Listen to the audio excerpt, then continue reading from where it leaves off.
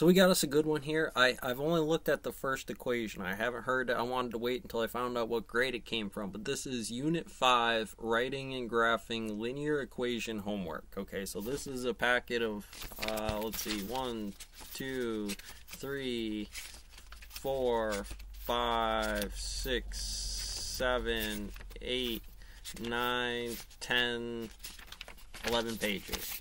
And I do not have a graphing calculator with me, but we will not be using it that way for this specific experiment. Again, I'm going to try to my best to idealize it for the 9th graders comparatively to what other variances there might be out there for it. So let me actually begin by going through here. So our graphs and of functions, Common Core Algebra 1 homework. Okay, and it says the fluency. Using graphs of a function f parentheses x show below answers the following question. Okay, so firstly, for my topological, I brought this up because I wanted to make sure that there is no pain train to go with this. Fundamentally, I'd have to either do a research here and determine using linear algebra how the common models of what f are. And it says for the first example, A, find the value of each of the following functions, and it says f parentheses negative 7, f parentheses negative or 4, f parentheses 0, f parentheses 9 equal. And I'd imagine what that would have to graph like is some model over the coordinate, but it doesn't give you coordinates really. It just, this is all going to be 0 and 1, and they're on a homogenized graph. That means 9.8 meters per second on Earth, and that's usually one of the things that people are going to get real wrong, and as a 9th grader trying to understand this subject matter may not fully comprehend the build up to why at this point you should be able to understand what f is. So again, what I like to do is I'll bring you up what I would have done in a classroom demonstration about what this material may represent. Well, let's see, where is she? Oh, no. Hey, now, hold there. Hey there, hold there. Hi there. Where's she living at? I think it's this one. Okay, come on. There we go. Okay, so maybe not. No, come on. I know, everybody. Alright, so I'm looking for this one here, because this will give us our first base.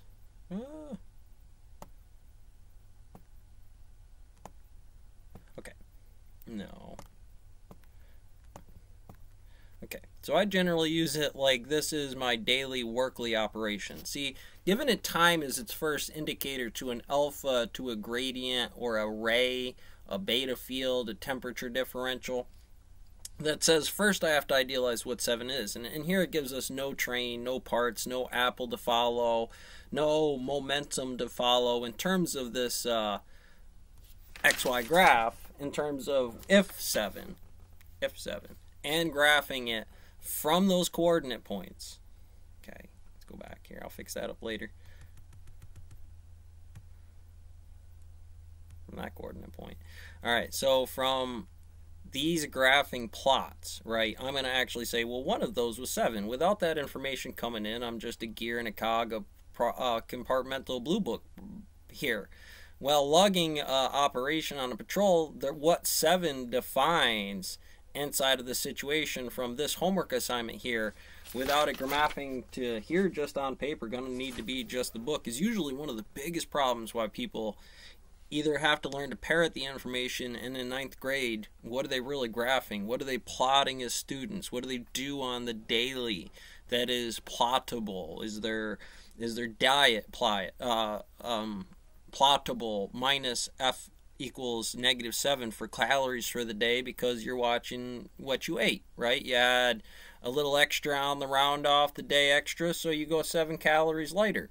In determining what X and Y are in those ideas, this is a great fundamental. It teaches you the beautiful base that goes behind it, but it's usually the topological without something to actually put into hand becomes impossible for some people to truly realize when to do it. If these plots on a graphing calculator, short of, I know I've been a stonemason, I've programmed saws, I know I've programmed Excel before, but never did I really have to process the F equals -7. The engineering that goes into what's under the hood under Excel about programming boxes that are combined together is the concept of AX, or this uncertainty to its design limit.